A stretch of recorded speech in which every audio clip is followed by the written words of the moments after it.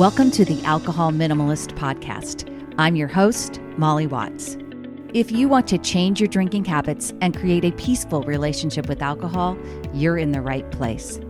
This podcast explores the strategies I use to overcome a lifetime of family alcohol abuse, more than 30 years of anxiety and worry about my own drinking, and what felt like an unbreakable daily drinking habit. Becoming an alcohol minimalist means removing excess alcohol from your life so it doesn't remove you from life. It means being able to take alcohol or leave it without feeling deprived. It means to live peacefully, being able to enjoy a glass of wine without feeling guilty and without needing to finish the bottle. With science on our side, we'll shatter your past patterns and eliminate your excuses. Changing your relationship with alcohol is possible. I'm here to help you do it. Let's start now. Well, hello and welcome or welcome back to the Alcohol Minimalist podcast. With me, your host, Molly Watts, coming to you from very cold Oregon this morning. You know, it's been kind of a mixed bag. We got a lot of rain on Saturday. Then Sunday was bright and very cold, but clear. And supposedly that's the way it's going to be here for the next few days. That's all right. That's, like I said, I like cold and clear. It's just that cold and wet that I love to avoid. How are you doing? This episode is dropping on Wednesday, February 1st. And for those of us that have been practicing dryuary, I hope that you don't just grab a drink today because you quote unquote can. Or at least if you do, I hope you have a thought. I hope you take time to challenge that thinking and remind yourself that you could have on any day during January had a drink, and you can today or tomorrow or whenever you decide that you want to include alcohol in your life. If you're drinking today, make a plan for it. Make sure it's a drink that's worth it and not just because you can drink, right? I have a prize winner this week. Remember, if you want to be entered into a drawing for some alcohol minimalist swag, all you got to do is leave a review of the podcast or the book, wherever you're listening to podcast, wherever you've read the book, and I will find it and add it into our drawing. This week's winner is Pamela, and it's Pamela who left a review on Goodreads. And this is from November, and it says, "Through Molly's wonderful podcast and now this book, I am finally at peace with my relationship with alcohol. Like Molly, I grew up with an alcoholic mom. She could go from being loving to abusive, and as a child, I never understood why. She also came from an alcoholic mom, and I have a sister that is an alcoholic. I thought if I drank that it would be that would be my destination. Fortunately, it has not been, and now after reading this book, I am totally at peace with my relationship with alcohol. I have learned that having one drink does not necessarily lead to more. I am totally happy enjoying a drink now and then with my family and friends. A lot of Molly's suggestions in this book have helped me with some of my other habits, and I love the way she explains things in a way that you can easily relate to and understand." Thank you so very much, Pamela. I certainly appreciate that review. And if you just email me, molly@mollywatts.com, and let me know it is you, I will send you out some alcohol minimalist swag. That includes a 5 for Life planner. Before we get further into this week's episode, I want to talk with you briefly about step 1. Now, if you're already a student or you're just not interested in learning more, then hit that little fast forward 30 seconds on your podcast player. All right. But for the rest of you, step 1 is open again right now for a February 10th start.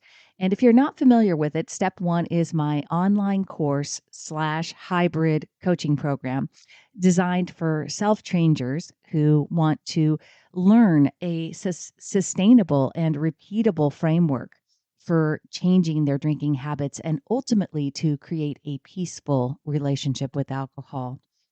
It's very unique because you get both a 6-week online course curriculum as well as a one-on-one coaching session with me, and you get lifetime access to everything, including monthly group coaching calls. So I'm adding things to the curriculum because, as I say all the time, what I teach is a meta skill. one that you'll be using and mastering for years to come. So, step one is going to just keep getting bigger and better, but you only pay once to have lifetime access. I'm getting ready to make some bigger changes in 2023, and that means that getting in now locks in the $249 price with the one-on-one coaching included. Step one is the only step that you need to change your drinking habits. So go to www.mollywatts.com/step1, STEPONE, to get registered for that February 10th start.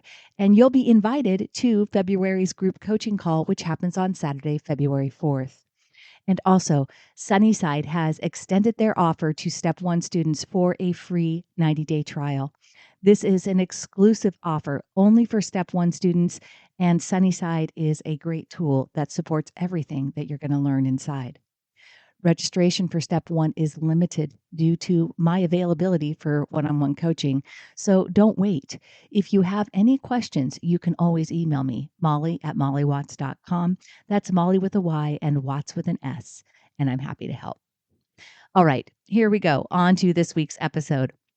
I wanted to talk about this subject this week, coming out of Dryuary, because it's my sincere hope that you will use your experience in Dryuary to build a practice of adding alcohol-free days into your week.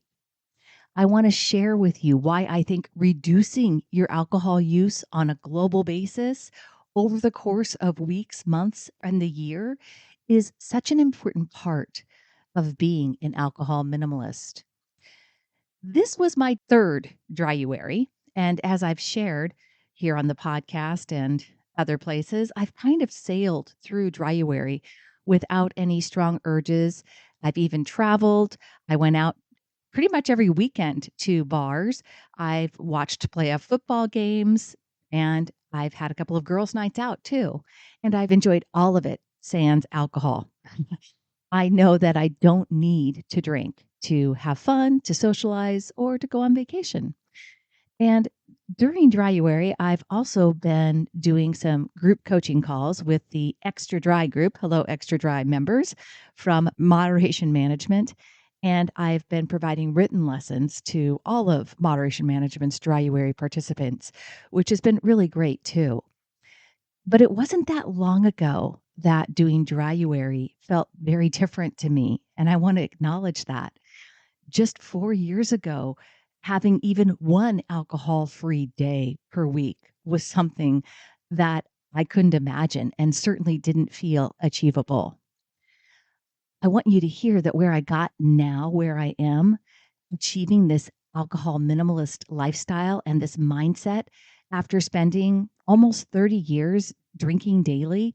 And despite my alcoholic genes, quote unquote, that I was sure caused me to desire alcohol more. By the way, for those of you that don't know, my mother died as a result of an alcoholic binge at the age of 81 and had severe alcohol use disorder for the majority of my life. So that's what I talk about when I'm saying, quote unquote, my alcoholic genes.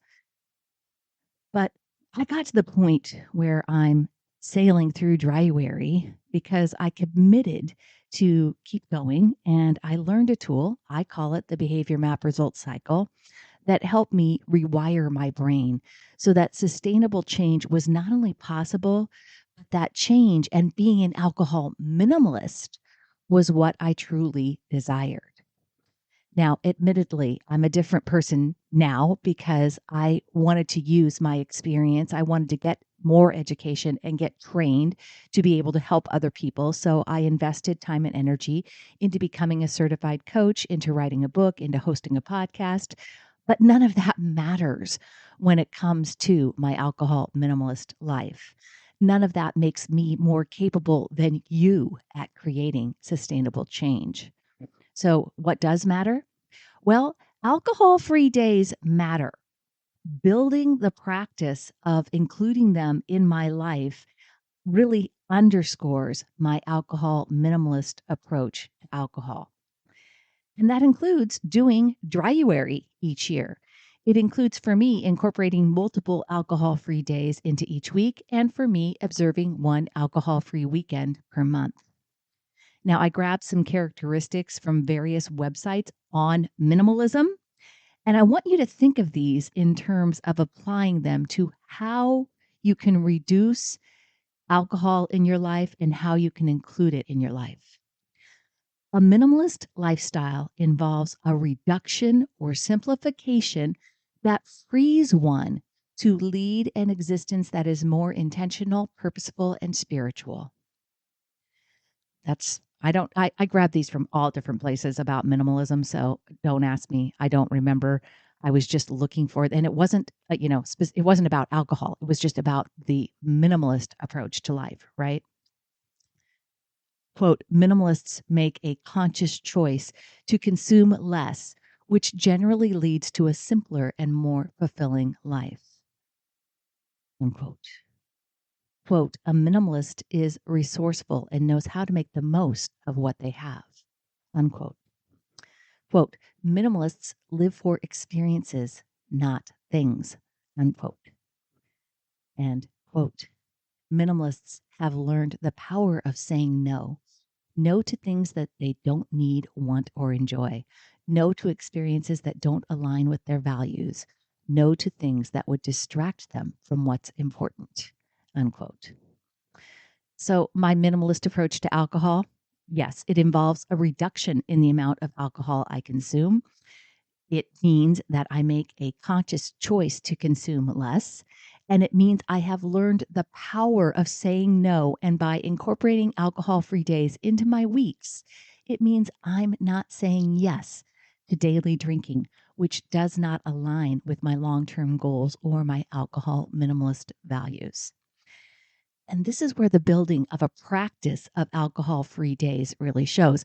And the thing about dryuary, what I've read about the whole, taking this whole 31-day break from alcohol, and people want to know, is it going to heal my liver? Is it all of that, blah, et cetera? Is it going to improve my sleep in that time frame? Is it going to help, et cetera? All the things that we know that are benefits of alcohol-free days. What doing a 31-day break really gets you is that you get more alcohol-free days in your life, and that over a global time. And it helps you build a practice of incorporating alcohol-free days. Just a quick break to talk with you about Sunnyside.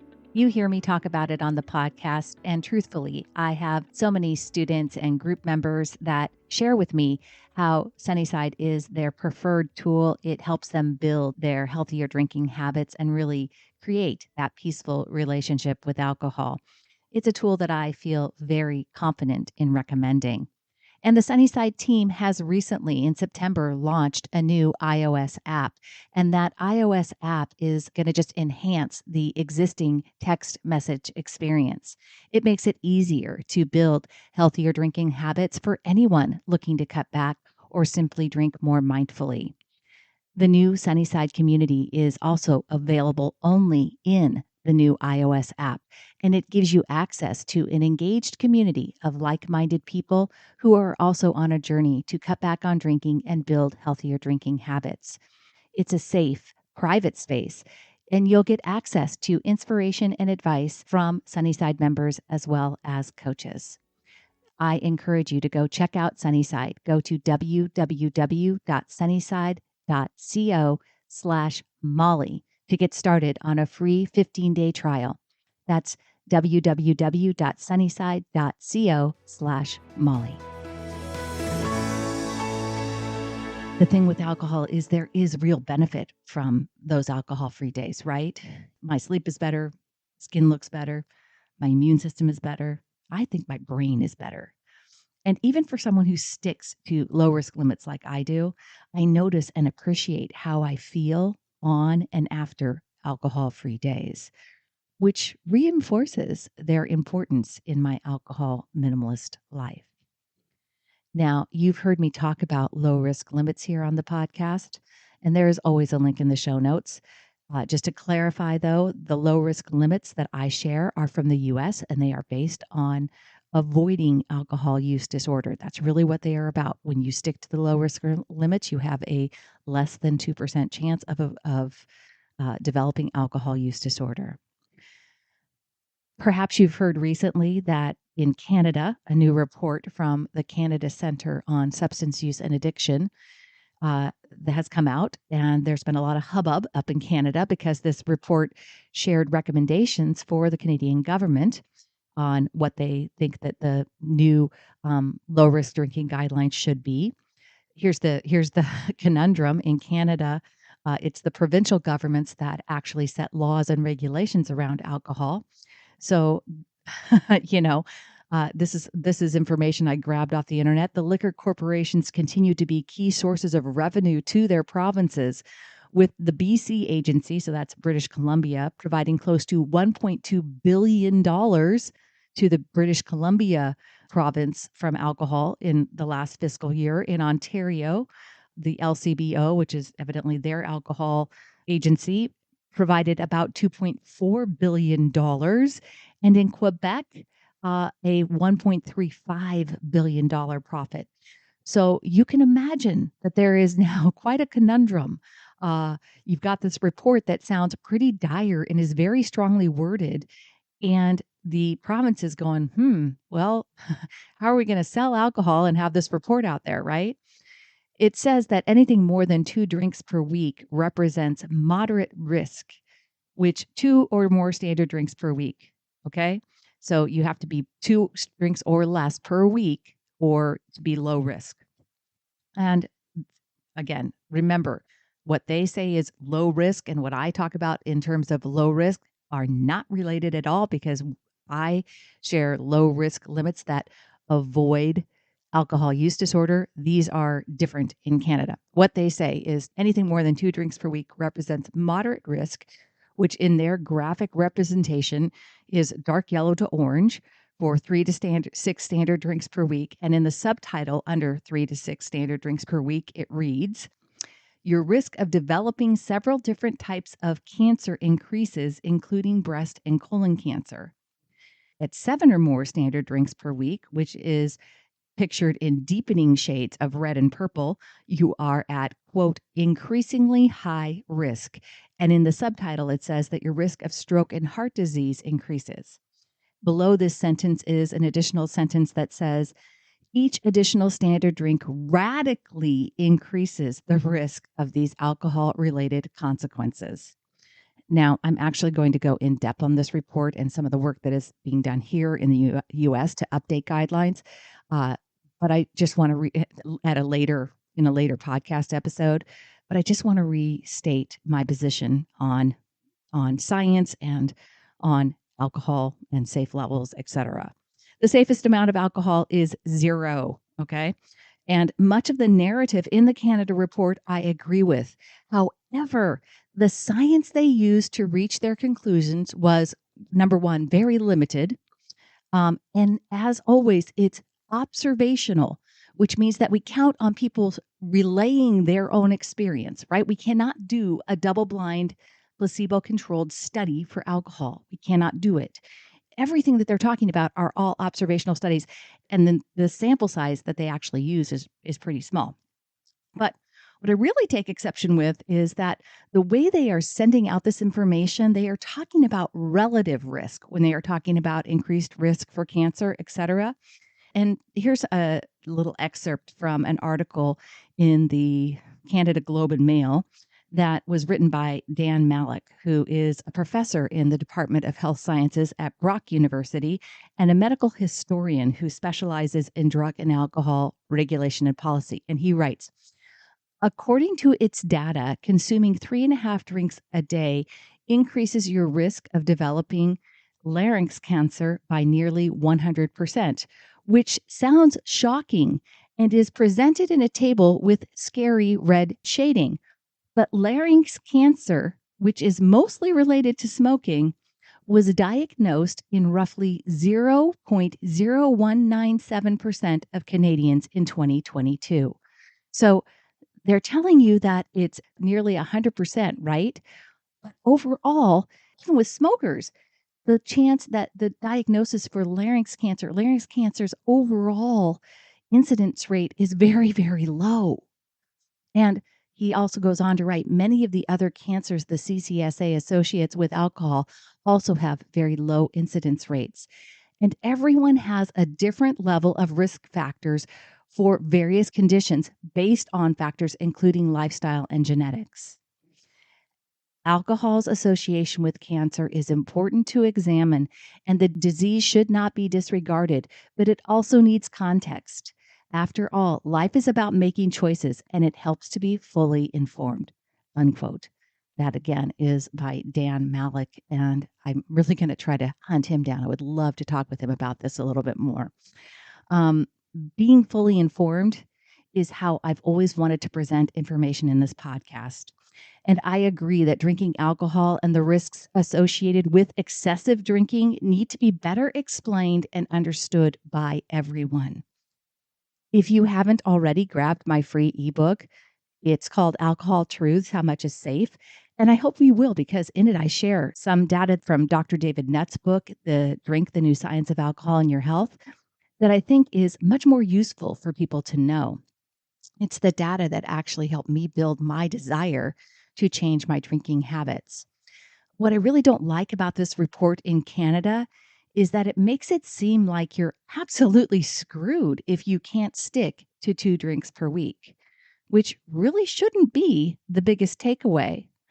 What is more important to know is that there is a very substantial reduction in risk for the alcohol-related consequences happening if you reduce your alcohol intake from the higher use levels, like from 25 to 40 units per week, down to the 6 to 10.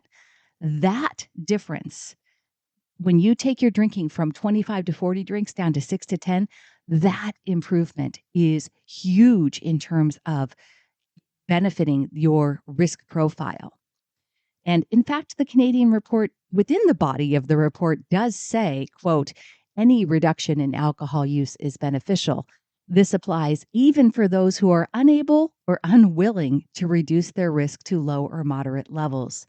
In fact, those consuming high levels of alcohol have even more to gain by reducing their consumption by as much as they are able.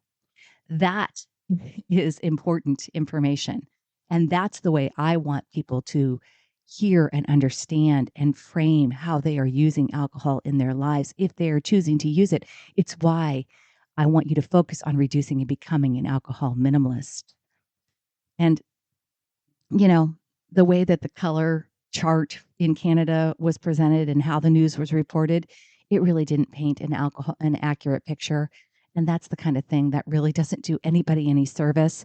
The way that we share news in this world, it's news if the people decide who are reporting it decide to report on it, right? They get to pick what they're reporting. They don't just hand you the whole report. If you would like the whole report, I'm going to link it in my show notes, as a matter of fact.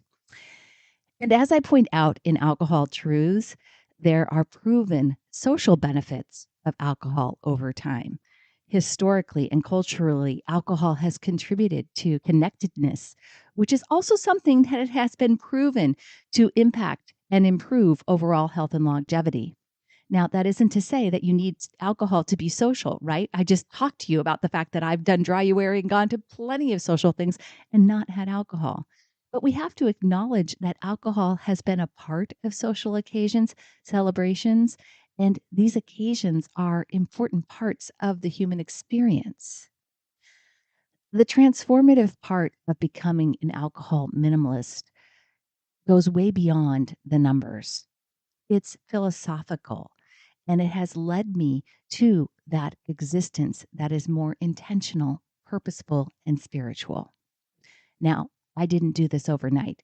I didn't do it in a month, but I kept going. And definitely my first dryuary in 2021 gave me confidence and momentum to increase my alcohol-free days each week, to look at reducing my alcohol use, and to build my alcohol minimalist life. If you've been drinking at those higher levels, then meet yourself where you are at. Start small, make a plan ahead of time, and aim to reduce on one day this week. Next week, maybe reduce by one more. keep going. And when you've successfully made and kept your plans, try adding in an alcohol-free day.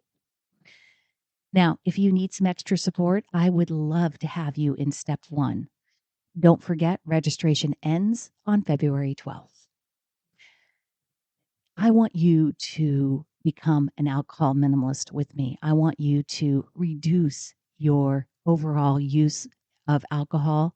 I want you to incorporate multiple alcohol-free days in your weeks, celebrate one alcohol-free weekend per month, and maybe do Dryuary with me in 2024.